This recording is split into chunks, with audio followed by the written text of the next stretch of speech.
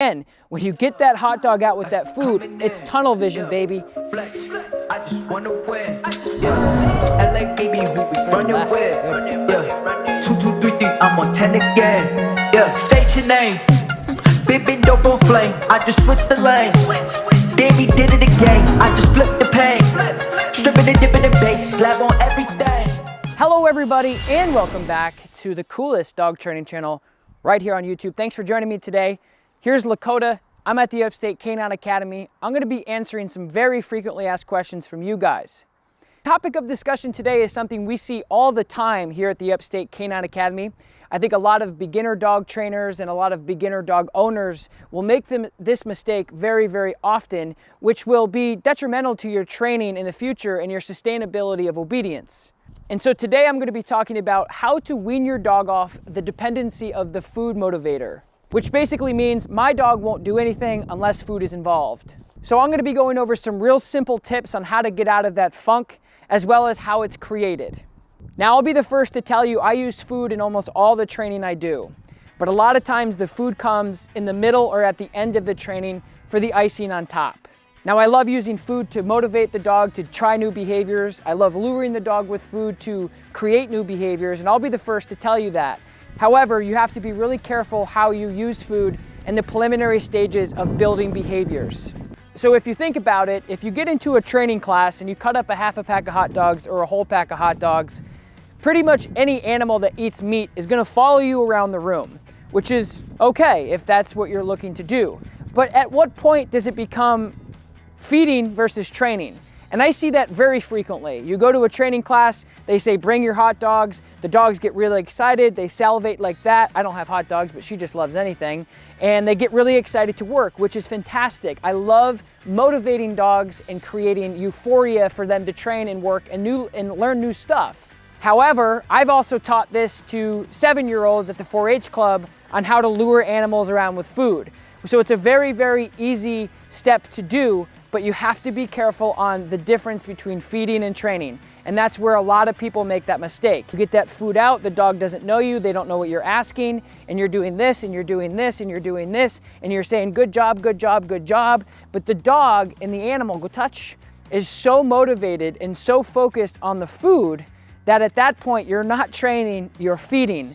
Now, it's the same thing I talk about very often on the other end of the spectrum of being very careful how you apply pressure, corrections, discipline, structure, all that stuff. You have to meet somewhere in the middle to be fair to the learning curve of the dog. Now, it may sound silly, Tom, how can you ruin a dog with food? It's very simple.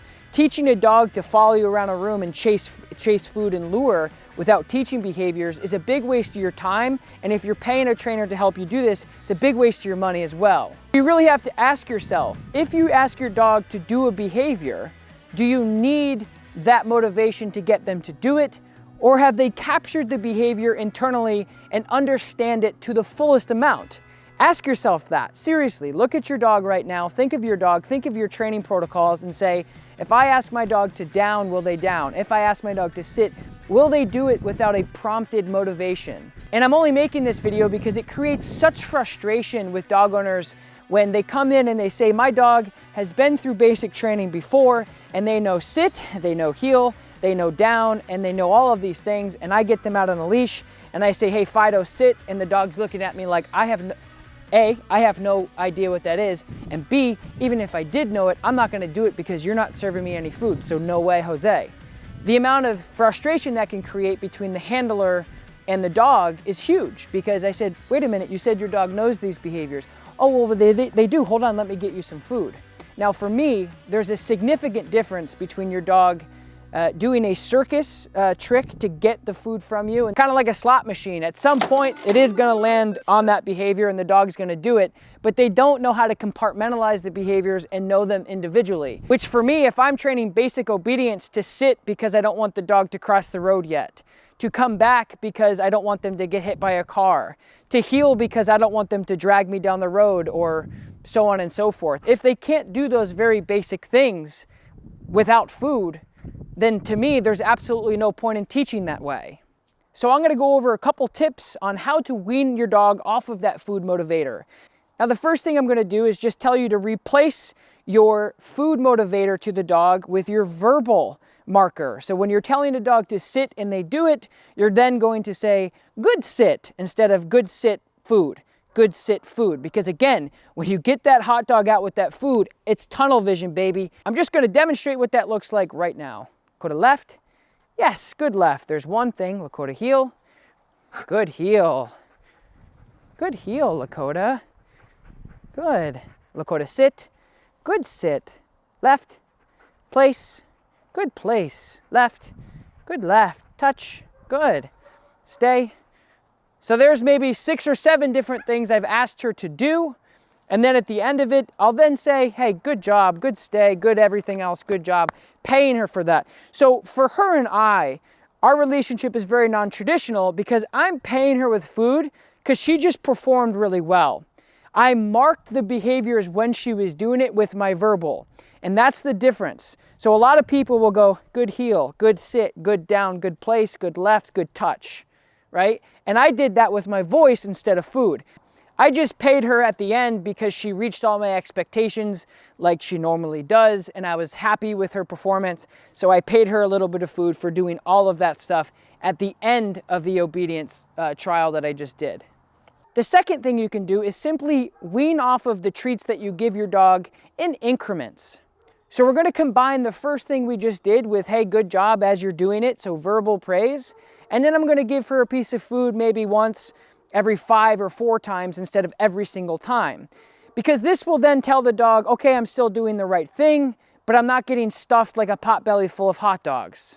And that's another really big reason why we don't depend on food in training, is because if your dog is dependent on food for their reward and to let them know that they've done the right thing that you've asked them to do without just saying, hey, good job, and they go, okay, I've got it. If they're sitting there waiting for that food, they may think that they didn't do the right thing. If you go, oh crap, I forgot my treats, or oh crap, I'm out. So that's the other big thing in the behavioral process and building a dog up, is if your reward-based system every single time is food, food, food, if you don't have that piece of food, they may think that they didn't do the right thing. And you'll oftentimes see dog go into a sit and you go, good sit, and they go, where's my food? You don't give it to them, and they go down because they're like, okay, now I'm a little bit confused. So that's the other reason why we aren't dependent on food in the preliminary stages of building a dog's foundational obedience. Now I'm going to demonstrate how to do incremental food delivery to the dog instead of every single time like you may be used to. Left. Good left. Heel. Good heel. Quarter sit. Yes. Good sit. Quarter down. Yes. Good down. Sit. Yes. Good sit. Good job. So there you guys just saw, I was just teaching her that she's done everything I want her to do. And she's still looking for that food, but she's not getting it every single time. So that's the other way you can start doing, is just like we talked about in the beginning, replacing that food delivery with good, whatever the behavior you're asking, and then incrementally, maybe a treat, maybe not, doesn't matter. Come, good come, go touch.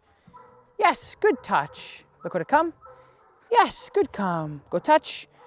Good, Lakota come. Yes, good touch. So there was another great example of just showing you guys incremental food delivery instead of every single time. She might have came to me and went back to the place 5 or 6 times, and then I gave her food at the end. The last thing I'm going to talk about is just motivation delivery in general. How you present your dog with the motivation or the reward is a big factor in how much they work, how hard they work, and their engagement with the handler. I saved this for last because this may be one of the harder things out of the things that we've talked about today for your dog if they're usually dependent on food or just reward-based systems in general. So what you're gonna do is you're gonna take your food, so the dog knows that it's here, right? And then what you're gonna do is I'm gonna do this a couple different ways just to get creative with you guys, because I want it to be scalable to everybody and I want you guys to be able to apply it to almost any situation. Not even if your dog's dependent or not. This is just a great opportunity for you to switch up your deliveries to get the dog more focused on you instead of the food. So I'm just gonna take this food and this apparent napkin, I'm gonna put it here. Now I'm gonna take one of the pieces of food out of this, and this is just kibble by the way, and I'm gonna put it in my hand. So she knows the deal, but this is gonna be applicable to any dog. They're gonna be probably thinking that I'm gonna have to go from here to here, and then they're gonna be waiting for that transaction before they anticipate that payment. When in actuality, what I'm gonna do is I'm gonna pay the dog randomly, so she or he, depending on who you're training, realizes that it could come at any given time. And the most important thing is them focusing on the behavior at task and not the item that they're working for. Left. Good. Heel. Good. Bless you. Bless you, sweet girl. So the food is in my pouch. She knows the focused heel, so she's a little bit different. But the chances of the dog that's usually dependent on food looking at the pouch is likely. So the dog is looking.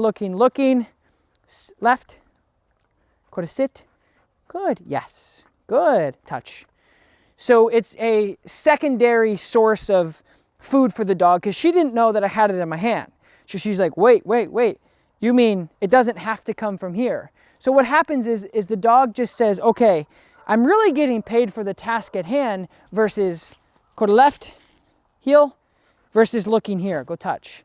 And that's really what matters to you as the handler. Now this last piece of training is a little bit more advanced, but if you want to take your engagement to the next level and trying to separate the motivation from the actual behavior, here's what I suggest. First and foremost, to get a little bit more advanced in training, you have to use a little bit more training tools or equipment.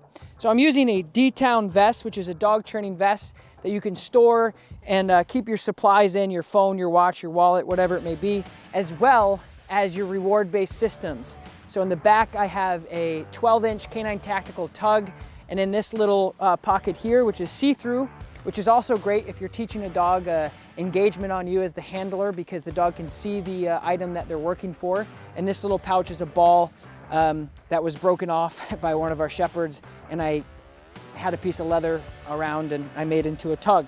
So now I have 3 motivations on me. I have food here in the front, I have my ball on a tug here, and then I have my normal tug in the back. And now the advanced step here is what I would call maybe motivational proofing. I don't know, I just made it up. But what it does is she knows that there's going to be many different items for her to choose from or get paid all together. So what she knows is there's 3 different ways for her to get paid, and she loves them all. And so I'm going to proof her throughout this process to pay her when she's actually paying attention to me and not the item at hand. And so she's a little bit more advanced because she's my dog and I've been working with her since she was a puppy. But I just want to show you how you guys can recreate this at home. She's out of practice. I don't train her every day, but in videos like this, when we're in quarantine and we don't have a ton of dogs to choose from like normal, I'm going to be using her as a demonstration. So my goal is going to be getting her out and then offering her a reward on the ground without releasing her, so she can't really get it. But she should be focused on it, and your dog should be definitely focused on it if they're not practicing this type of advanced obedience and engagement in general. So I'm going to show you how this works. Left. Good. Heel. Good. Good girl. Good girl. So she's very engaged with me, which I like. Good girl. I'm going to slow it down a little bit. I'm going to show you what I'm going to do. So I'm going to take this tug out. Left. Good girl. Good. Yes. Good. So what I did there, guys, good girl, is touch. See you later, alligator. She looked at the tug when I threw it, and then she looked right back up at me, and as soon as she gave me that redirectional, hey, never mind, I want to pay attention to you because I think that the fun actually comes from you, and I say, yes, it does, and then I release her because I'm paying her for the engagement into me. So ultimately, at the end of the day, for you guys and your dog, you want the dog to engage with you, and then you release them. So you're actually paying them through the release, your break command, to get the tug and then play tug with you once they're focused in on you. I'm gonna take that a step further. I'm gonna pay her from me. So I'm gonna throw the tug and I'm gonna get the other tug out, but I'm gonna ask her to do a little bit more obedience, a little bit more advanced. So I'm gonna ask her for a little bit more focus here, a little bit advanced, a little bit of everything. Left. Good. Heel.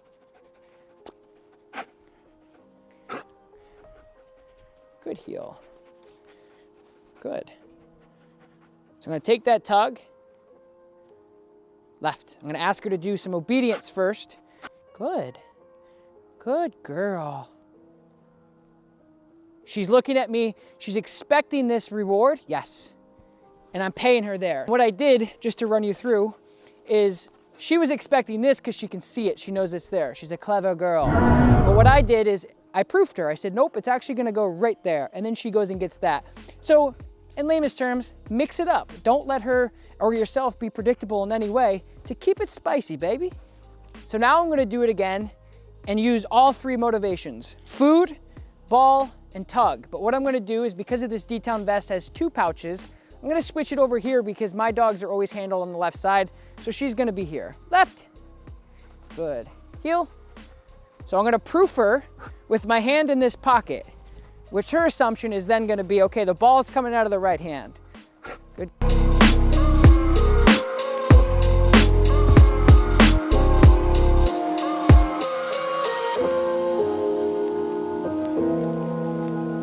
Good, left. Good. So here comes the tug out from the back. Left. Good, good girl.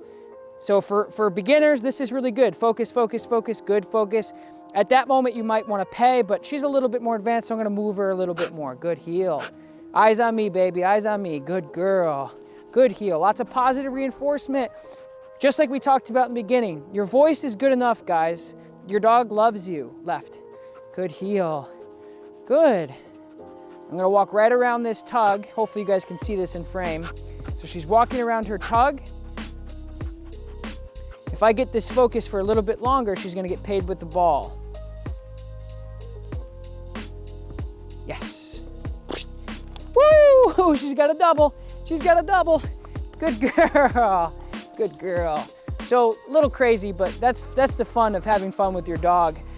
Okay, so what I was doing there, guys, is I was just telling her that, hey, you don't have to focus on what you think the item is. So I'm switching it up to keep her engaged on the only thing that matters. I am the gatekeeper. I'm the one who tells her what she can and can't do.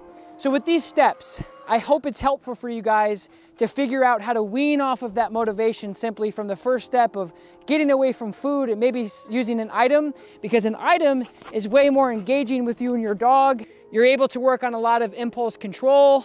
The dog wants it, the dog wants it, the dog wants it. Left, do something for me. Do something again. Do something again. Let me hear what you got to say. Watch them. Good girl. Yes, good girl. So you're able to really engage with your dog with play. And I made a video before because a lot of people, veterinarians and other different types of trainers will say playing tug with your dog can make them aggressive. Under most circumstances, that's not true. You can watch that video in the link above. But anyway, if you guys haven't yet, don't forget, like, subscribe to my channel. I'll be putting out these videos as much as I possibly can. The link to the D-Town vest is gonna be listed below. You can get them in different colors. You can get them in different sizes, of course. And there's a bunch of different great things on that website you guys can check out to make your dog training experience just one level up. I appreciate you guys. I will talk to you next time. Peace. Good girl. Good girl.